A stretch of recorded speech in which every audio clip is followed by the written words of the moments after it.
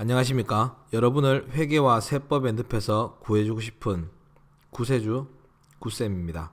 자, 이번 강의는 지난번 강의에 이어서 원가에 대한 분류를 계속적으로 설명을 드리도록 하겠습니다.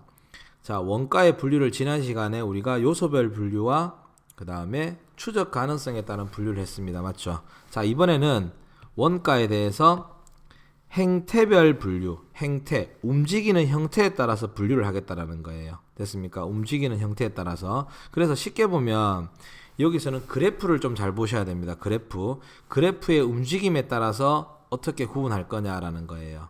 자, 이 원가 형태별 분류는 참고로 수업 목적으로 하시는 분들 같은 경우는 시험에 되게 자주 나오는 파트이기 때문에 꼭 좀 이해해 주셔야 된다는 거 다시 한번 당부드리고요.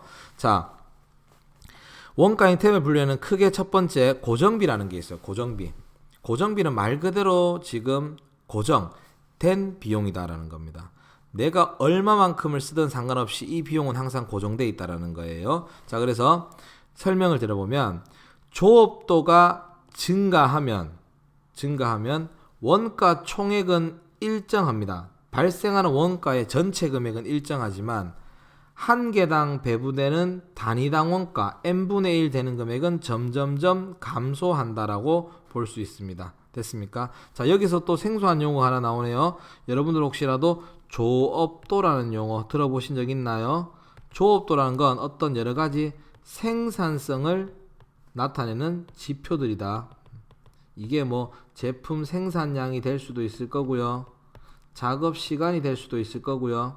그 다음에 뭐 직원 수가 될 수도 있을 거고 등등등 어떤 여러 가지 생산성 지표들을 나타내는 걸 조업도라고 한다라는 거. 됐습니까? 자, 그럼 고정비라는 건 조업도가 증가하면 원가의 총액은 일정하지만 단위당 원가는 점점점 감소할 수밖에 없다라는 거. 됐어요? 자, 제가 예를 들어서 설명드려보면 우리 회사가 제품을 생산하는 회사다. 근데 회사가 공장이 없어서 건물을 빌렸어요. 임차료를 얼마 주느냐? 100원 준다고 하겠습니다. 한 달에 1개월 동안 100원에 임차료를 준다라고 할게요. 그러면 여러분이 제품을 한 개를 생산할 때도 있을 거고 2개 생산할 때도 있을 거고 한 달 동안에 4개 생산하는 경우도 있을 거고요. 5개 생산 10개 생산하는 경우도 있을 거고 20개 생산하는 경우도 있을 거고 25개 생산하는 경우도 있을 겁니다. 등등등등등. 자, 그러면 이때 우리가 발생하는 전체 임차료는 얼마냐라고 보자고요. 제품을 1개 생산해도 100원, 2개 생산해도 100원, 4개 생산해도 임차료는 100원, 5개 생산해도 100원, 10개도 100원, 20개도 100원, 25개도 100원 이런 식으로 간다. 맞죠? 자, 보십시오. 조업도가 증가해도 생산량이 늘어나도 발생하는 원가의 총액은 항상 일정하죠. 맞죠? 자, 그런데 이 임차료에 대한 단위당 원가, 제품 한 개당 배부될 임차료는 얼마냐 이거죠. 그럼 계산을 해보게 되면 한 개를 만들 때 임차료 100원이 들어갔다면 제품 한 개당 100원만큼씩 임차료가 들어가야 될 거고요. 2개 만드는데 100원 들어갔다면 개당 50원, 4개 만드는데 100원 들어갔으면 25원, 5개면 20원, 10개면 10원, 20개면 5원, 25개면 뭐 한다고요? 4원이 들어가면 될 겁니다. 맞습니까? 이렇게 단위당 원가는 점점점 감소할 겁니다. 그래서 그래프가 이런 형태를 띌 거예요. 고정비 같은 경우는 전체 발생하는 총원가는 항상 이렇게 일정할 거고요. 대신에 n분의 1 되는 단위당 원가는 점점점점 이렇게 감소할 거다. 반비례 곡선을 그리겠죠. 이렇게 될 거다라는 거 기억해 주십니다. 참고적으로 고정비는 대량 생산하는 업체에 상당히 유리한 원가 정보가 될 겁니다. 왜냐하면 동일한 금액을 주고도 최대한 생산량을 많이 늘리게 된다면 제품 한 개당 생산되는 원가는 그만큼 줄어들 수밖에 없다라는 거죠. 됐습니까? 자, 그럼 이렇게 고정적인 비용이 있다면 두 번째 또 뭐 있을 거냐? 변동비, 움직이는 금액도 있을 겁니다. 됐습니까? 움직이는 금액. 자, 변동비는요, 조업도가 증가하면 원가 총액은 증가합니다. 됐습니까? 하지만 단위당 원가, 한 개당 배부되는 원가는 항상 일정한 금액을 유지할 거다라는 거예요. 됐습니까? 자, 변동비다. 한번 볼게요. 어떻게 되는지. 아까 전에 우리가 제품 생산을 했었고요. 임차료는 100원 들어갔지만 제품 한 개 단위를 생산할 때마다 한 개마다 재료가 한 단위가 사용된다고 보겠습니다. 이 한 단위의 원가는 제가 10원이라고 가정하겠습니다. 됐습니까? 그러면 자, 재료비가 얼마나 발생할 거냐라는 건데 한 개 제품을 생산하면 재료비가 얼마? 10원이 발생할 거고요. 두 개 생산하면 두 개 재료가 들어가기 때문에 20원, 4개면 40원, 5개면 50원, 10개면 100원, 20개면 200원, 25개면 250원. 이렇게 생산량이 늘어날수록 원가 총액도 따라서 늘어나고 있어요. 맞죠? 자, 하지만 제품 한 개당 배부될 단위당 원가는 어떻게 될 거냐라는 겁니다. 단위당 원가는 자, 한 개 제품 만드는데 10원 들어갔으니까 제품 한 개당 재료비는 10원씩 배부되겠죠. 두 개 만드는데 20원 들어갔기 때문에 제품 한 개당 재료비 얼마? 10원.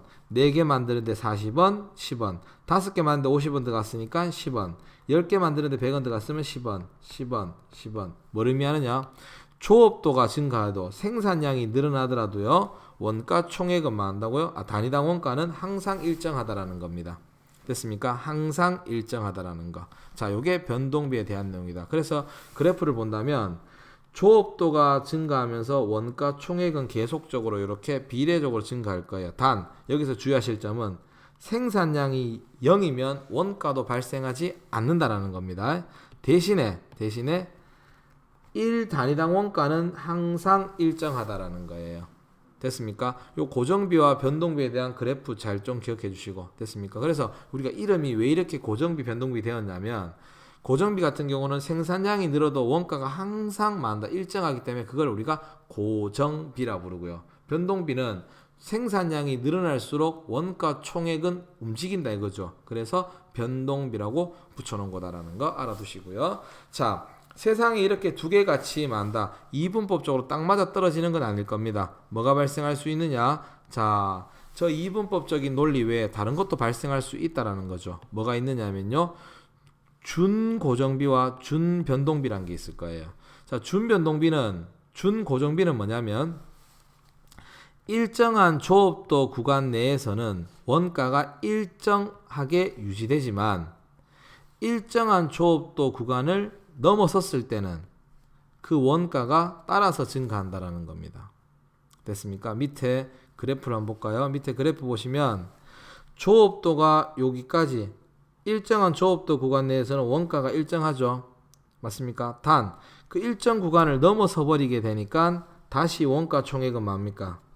변화가 생기죠. 근데 그 넘어섰는 구간에서도 일정 구간 동안은 원가 총액이 또 일정할 거고요. 자, 그 다음에 또 그 구간을 넘어서게 되면 만다고요. 원가는 변동이 생깁니다. 단 또 일정 구간 동안은 만다고요. 원가가 일정하겠죠.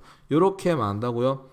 일정 조업도 구간 내에서는 만다고요. 원가 총액이 항상 일정하기 때문에 우리가 고정비라고 볼 수 있겠죠. 맞죠? 요렇게 본다 그러면 요 부분만 봐도 고정, 요 부분만 봐도 고정, 요 부분만도 고정. 요렇게 부분별로 보면 고정비겠지만 전체적으로 보면 완벽한 고정비는 아니다. 맞죠? 그래서 얘 같은 경우에는 우리가 완벽한 고정비가 아니라 고정비에 좀 가깝다라고 해서 준고정비라 불러요. 됐습니까? 그리고 이 그래프가 생긴 형태가 뭐같이 생겼어요? 꼭 계단같이 생겼죠. 맞습니까? 그래서 얘를 다른 말로 뭐라고도 부른다고요? 계단 원가라고도 부른다라는 겁니다. 아시겠습니까? 뭐 예를 들어서 이렇게 말씀드릴 수 있겠죠. 예를 들어서 공장 내에 안전관리자가 필요하다 이거죠. 됐습니까? 이 안전관리자는 안전관리자 한 명당 직원 20명을 만다고요? 관리할 수 있다라고 봤을 때 직원이 한 명이라도 안전관리자는 한 명이 있어야 될 거고요. 직원이 2명이라도 한 명, 3명이라도 한 명. 그러면 직원이 20명 될 때까지만 한다고요. 안전관리자 한 명의 인건비만 나가면 될 겁니다. 맞습니까? 이렇게 유지되겠죠. 단 직원을 한 명 더 채용해서 21명 되는 순간 0.1명씩 채용은 안 되기 때문에 한 명을 더 채용해야 되겠죠. 그럼 21명 되는 순간 안전관리자는 2명이 될 겁니다. 맞습니까? 그러면 또 21명부터 40명까지는 2명의 안전관리자 비용으로 충분히 커버가 가능하다는 얘기죠. 됐습니까? 이런 것들을 준고정비라고 한다. 완벽한 고정비는 아니지만 고정비 성격에 가깝게 되어 있다라는 겁니다. 됐습니까? 자, 그에 반면 또 뭐가 있냐면 준 변동비가 있어요. 준 변동비는 조업도가 없는 경우에도 원가는 발생은 합니다. 요게 가장 큰 차이죠. 우리 아까 전에 봤을 때 변동비는 조업도가 0일 때는 원가가 발생한다 안 한다? 안 한다 그랬죠. 그리고 조업도가 증가하면 따라서 원가 총액도 뭐 한다고요? 증가한다라는 겁니다. 됐습니까? 여기서 그러면 기억하셔야 될 게 조업도가 없는 경우에도 원가는 발생한다. 이게 무슨 말이냐면 그 원가에는 기본 요금이라는 게 있다라고 생각해 주시면 좀 더 편하실 겁니다. 맞죠? 예를 들어서 여러분들이 한 달 동안 전기를 하나도 안 쓴다고 전기요금 0원이 됩니까? 그건 아니죠. 기본 요금이 있죠. 그 기본 요금에서 여러분이 쓰신 전기요금만큼 요금은 점점점 늘어날 거예요. 맞죠? 그 다음에 또 하나 뭐 예를 들어 보면 여러분들 핸드폰 요금 같은 경우 있죠. 핸드폰 요금 같은 경우에 뭐 정액제 같은 거 말고 일반 기본 요금제 같은 경우에는 한 달 동안 핸드폰을 한 통도 안 쓴다고 핸드폰 요금이 0이 될 수는 없거든요. 기본 요금이 있을 겁니다. 맞죠?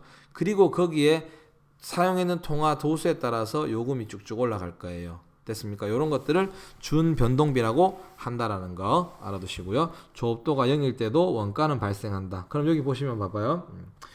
그래프가 이렇게 움직이죠. 이렇게 움직이죠. 그럼 요걸 제가 기준점을 한번 끊어서 봤을 때 요 지금 핑크색 아래쪽에 있는 거 됐습니까? 요 부분의 원가는 조업도와 상관없이 항상 발생할 수밖에 없다는 겁니다. 그래서 결론은 요 핑크색 부분은 어떤 성격으로 볼 수 있다고요? 고정비 성격으로 볼 수 있다는 얘기죠. 맞죠? 근데 이 핑크색 위쪽 부분들 저기 여기 연두색 부분에서 발생하는 원가는 조업도하고 관계가 있다라는 얘기죠. 맞죠? 그래서 이런 것들을 우리가 뭐라고 부른다고? 변동비라고 부르고 있다라는 거예요. 보니까 고정비와 변동비가 같이 존재하고 있다. 맞습니까? 그래서 이런 걸 우리가 다른 말로 뭐라고 부른다고요? 다른 말로 혼합 원가라고도 부른다라는 거. 다른 말 좀 알아두시기 바랍니다. 자, 그래서 정리하자면 원가 행태별 분류는 고정비, 변동비, 중고정비, 준변동비 총 4가지로 분류할 수 있다라는 거. 고정비는 조업도가 증가해도 원가 총액은 항상 뭐한다? 일정하죠. 조업도가 증가해도 원가 총액 항상 일정합니다. 단 변동비 같은 경우는 조업도가 증가하면 원가 총액이 증가하죠. 맞죠? 대신에 1단위당 원가는 고정비 같은 경우는 n분의 1 되니까 점점 단가가 감소할 수밖에 없지만 변동비 같은 경우는 항상 일정할 거다라는 거 아시겠죠? 자, 고정비와 변동비가 있고요. 그 다음에 완벽한 고정비와 변동비는 아니지만 고정비의 성격에 조금 가깝고 변동비의 성격에 만다 조금 가깝다고 볼 수 있는 것들이 준고정비와 준변동비가 있다라는 거. 준고정비 같은 경우에는 일정한 범위 내에서는 원가 총액이 일정하지만 그 일정한 범위를 넘어서게 되면 어떻게 된다? 원가 총액이 변동이 생기는 거죠. 그래서 생긴 형태에 따라서 우리가 얘를 계단 원가라고도 부르고 있고요.